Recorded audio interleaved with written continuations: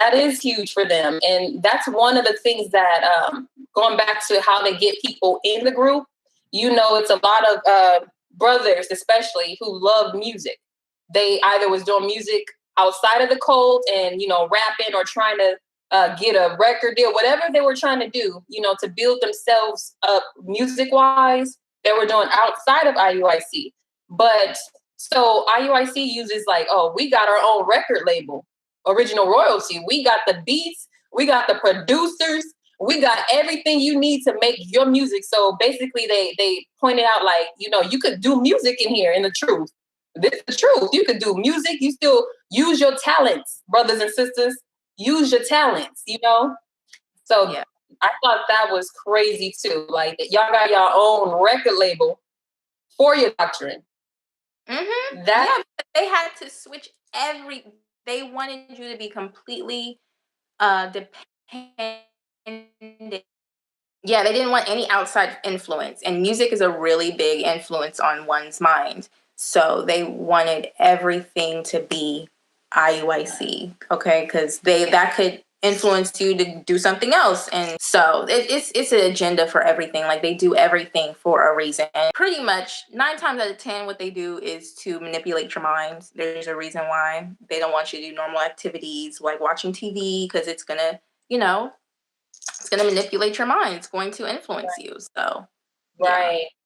And as far as speaking of that, manipulation and using your mind, because we naturally, if we're curious about something, you see this as a young age, or when we're kids, we ask questions, Mommy, what's that? What's this? What's that? But in this group, it's like, especially women, you better not ask a question. It's like you don't even question them at all, especially don't question no man. They would, if you had a question and it was kind of maybe questioning their thoughts on things or their interpretations, then they would often say you are confused. They'll be like, okay, is anybody confused on that? Like, you don't get it? Like, it's not because I could be wrong. It's right. Is anybody confused? Do you have a question? Do you need me to elaborate? Because I have the answers and nobody else has, the wisdom up in here. So, right. It would be that. So that, oh yeah, I remember, because they say women can't speak in the church. So they use, women are forbidden as, we can't talk in the church at all, or the school. So I remember Gabar, who was the leader of IUIC Vegas, the school that I was a member of for 2 years, we couldn't talk at all. If we had a question, we had to wait until that 3.5, 4 hour Sabbath class went off. And then he said, write it on a piece of paper, write your question on a piece of paper and give it to one of the soldiers. Wow. And they'll give it to Gabar and the leadership table, and they'll go ahead and go over it. And if it's a question that they think you shouldn't be asking, it's like, oh, we're not dealing with this right now. Oh no, that's foolishness. Wow. This person's bugged out. Oh, we're not even gonna answer that question. Next question. Wow. So yeah, that would discourage a lot of. Yeah, that's crazy. Because then that discourages, other questions that you might have, or be like, oh, that was a stupid question. Why would I even ask that? Like that type of thing. So right. That's emotional abuse. That's crazy. It is. So you're just like, okay, well, maybe I shouldn't just ask any questions. Maybe I really don't know nothing. So you start doubting yourself. Maybe I just need to be quiet and just learn, like they say, because obviously I'm the only person in here that's not getting it. As far as you did say who was in charge of that Northern California camp. Mm-hmm. So do you remember when you decided to actually congregate with them? What did you, I know you said you reached out to them. So how did you go about, like, how did you get their number? How did you find out the information to even reach out to them, a person? Oh, their website. I used their website from YouTube, and then I called them, and that was that. Like, he just, asked me a couple questions to see where I was in the doctrine, and then, he connected me with the person that was closest to me, like the leader that was closest for me to reach out to. And they always pick up their phone. Like I thought I'd call like in the middle of the day, and they was just like, "Oh, shalom." They're like, "What? You working? Like you are a grown man. You should be at your job somewhere, you know, doing what you Oh do." my goodness. Ready for that phone call. So I reached out to them and started that. So Did they tell you like how to dress before? Like, okay, sister, make sure your head wrap. Did they give you the lowdown on how before you come up in there? Okay. No, told you to go on the streets and listen, and people on the streets are pretty much dressed like regular people, so they didn't really require you to dress like a certain type of way, Mhm. because that's not really what cults do. They don't want to scare you off too soon. Too soon, right? They welcome you in with open arms, and so but once you go there a couple of times and you start dressing like them because you want to look like them, so Right. that's how that went about. So you reached out to them and you got all the information. So how was your first day congregating with them? Like, how did you feel? What was going on? Like, I thought I was, dressed appropriately. Like, I had a maxi skirt on to the floor, like I was covered up, but I still felt like it wasn't enough because they were dressed like super, super modest. Like, nothing was tight, nothing was this, nothing was that, but I just still felt like I just did not, I was showing, or my skirt was a little too tight or whatever. But once I came to the actual, it wasn't even a church because they didn't have like a school yet. They had like, somebody owned a business and they let them like rent it out on the Sabbath. It was like this karate place. Wait, hold on. It was what? Somebody, one of the dudes owns like this karate place. So they let them rent, like they didn't even rent it out because I'm sure they didn't give them no money. Like Yeah. he just let them like use it for the Sabbath. So we were literally chilling up in there in a karate my type, right? Oh, forgive me. It's just like, wow, a karate place, like No AC, no nothing, no nothing. Okay. And so yeah, once I came in, it was a whole bunch of love bombing type of thing. Like it was just like, oh, welcome to the open arms. Like, oh, we are your family. Like they don't even know me, dude, and they're just right. like so like like overly. So automatically, I'm like, yeah, I'm not really feeling this because y'all fake. Like I can tell nobody really does that, and that's what cults do. Like they just love bomb you when you first get there. To just First impressions always count, right? right. So they try to get you all comfortable and depend on them on just them being super super nice, right? And I was not buying it. But again, I had my ex like on my side, and he was just like pushing me, pushing me, pushing me, like this is the right thing. Da, da, da. Right. So yeah, when I first walked in, they were just fake. They want you to feel, really like they actually really love you. But I see. Yeah, or care about you, right? Yeah, and that's not normal for your first time for them to just like be all like we're family now, like, oh hey sis, we're family, like that's not normal. So Exactly. I didn't think it was either. So I know that IUIC, they don't believe in having a relationship outside of marriage. So they don't believe in girlfriend and boyfriend. They call that whoredom, So yeah. how did they react to you? And he was your boyfriend before he was your husband, is that right? Yeah, so I had a hard time with that because they were kind of on us like, okay, what are you guys gonna get married? When are you gonna like when I first came there, they had me introduce myself, and I was like, oh, I introduced myself, and they're like, oh, are you married or do you got kids, whatever. So I said I was single, and so they thought I was not with the guy I came in with. They just thought I was his friend or whatever. Right. So, because they asked if I was married, and I'm like, no, I'm single. So yeah. Mm-hmm. But and my boyfriend, he got really mad that I said that, but he wanted me to like claim him. So they thought I was completely single, but then they started noticing that I was like kind of more like with him. Like I was always with him, you know. Mm-hmm. So they're like, okay, where are you guys? Like they were all in the business, you know, that's not normal. And so we Right. make an announcement that we were courting or we were proving each other. That's their terms. So we had Well, to announce. you had to make an announcement to the whole congregation. Were dealing falsely, or we were it was like confusion or something, because we were kind of more like together, so it was, we like hugged and stuff like that, and eventually they told us like we can't do that, like we cannot hug, we can't like be close to each other like that, and eventually they told us that we couldn't even hang out together outside of congregating with them because they thought we were fornicating. So boy,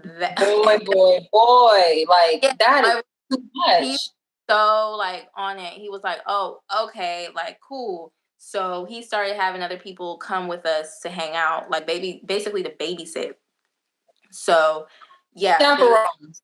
they were very, very pressuring us to marry because they just didn't believe in proving for too long, unless you were like young or whatever like that. But if you were of age and you're proven for too long, like it's bad. Like so it was that really rubbed me the wrong way because a lot of the men would come up to him to ask him about us.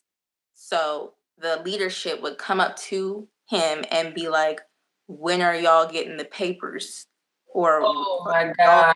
y'all getting married soon? Like what's up? Like, you know? And Wow. that obviously made him, because he shoot whatever they say, he's on it. So I just like when we leave, he's just like, okay, so you want to do this? I'm like, what? Do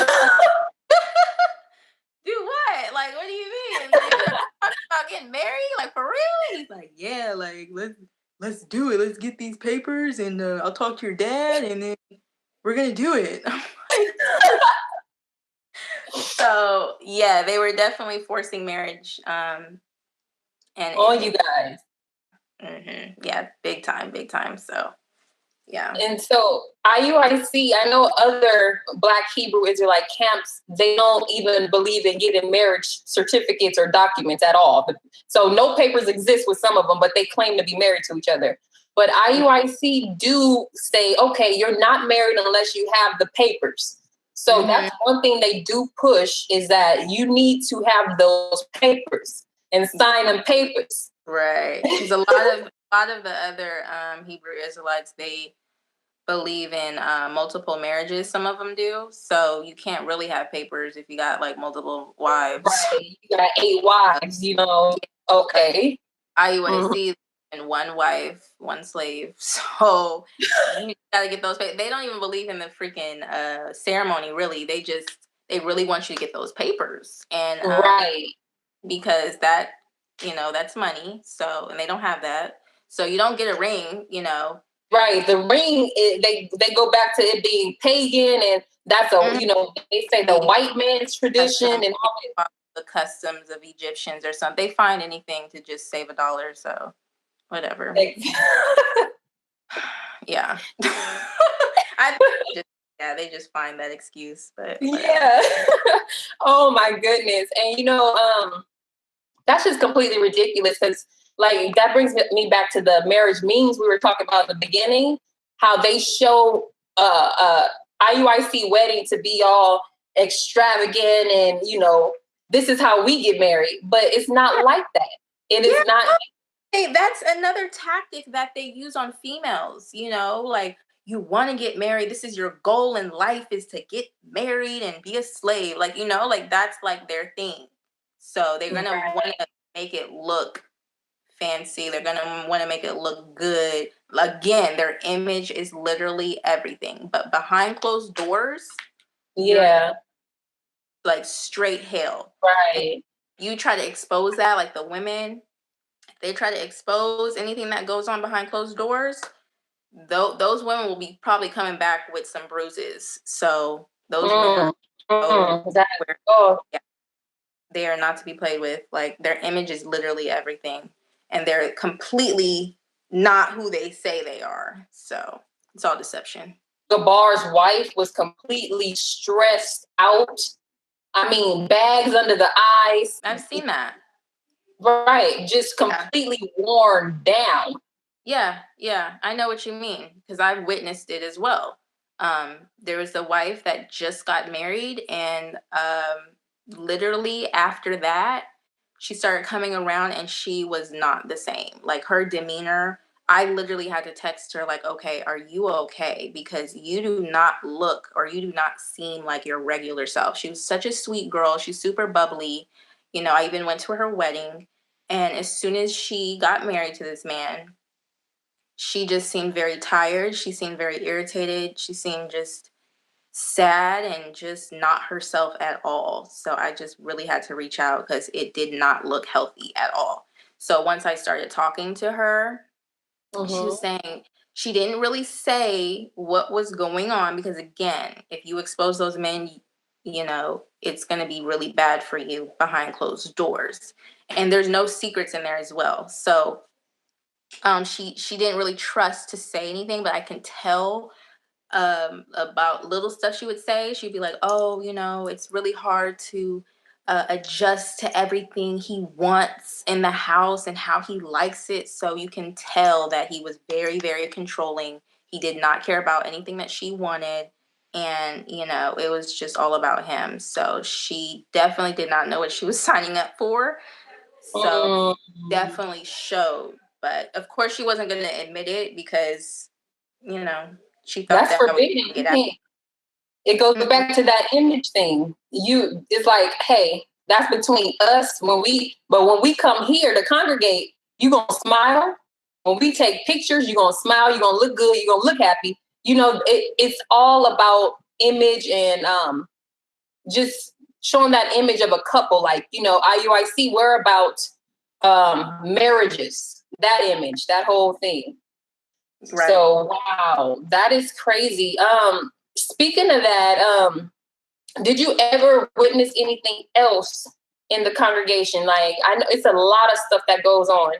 Have you ever, besides seeing the women looking run down and just not themselves, have you ever seen anything else in there? I did see, like, not regarding like the women, but like the children. I did see a lot of like child abuse. Oh, Lord. Yeah, but the women, they were just like really robots, honestly. I mean, one woman, she kind of texted me, you know, what was going on. I was actually surprised she really opened up, but once she started opening up, everything that her husband was doing, my husband was doing.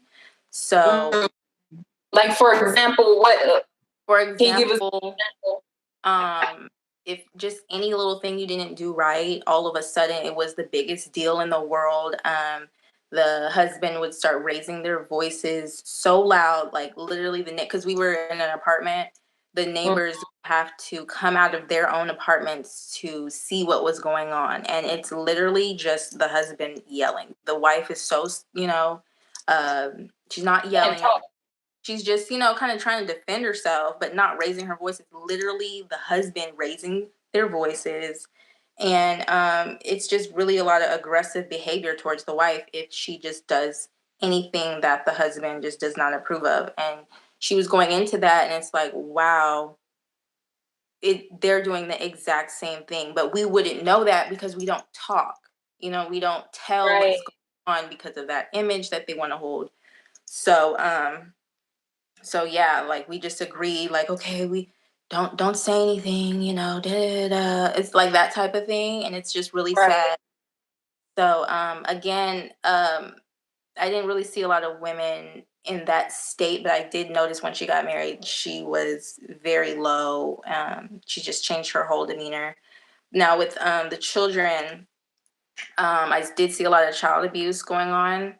Mm. They actually hit other other children that was not theirs. They would like hit, and it was not no like tap. It was like full grown men taking their hand and really like hitting the children, and it was not a pretty sight. Like you would hear it literally across the room. Like for instance, I was there. It was like I think might be like my third or fourth time, and all I hear was like this huge slap, like this huge clap. And it's this man slapping this other child, this boy who's like, I guess, 4 years old on the hand so loud. And I don't know what it was for, but I know it was not his child. So another instance I've seen, I think his name was Officer Shem. He like flicked this like 7-year-old boy in his forehead for throwing a rock, being a boy, and he Right. was a big man. He's at least like 6'3", like he's heavy set. Yeah. He just put his hands on another woman's child, and he just like went to his mom like this is not right. You know what I mean? So Right. Wow. yeah, it was a lot of child abuse going on. Another instance when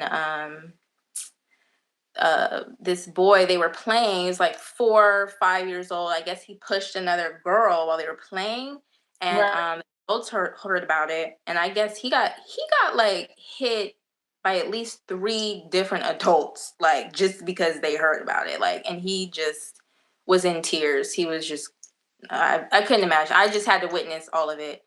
So That, oh my yeah. God. Like that is, besides the women being really oppressed, I think the children, I Yeah. feel for them the most. And another instance was when we were at this meeting. It's called the Daughters of Sarah meeting they hold.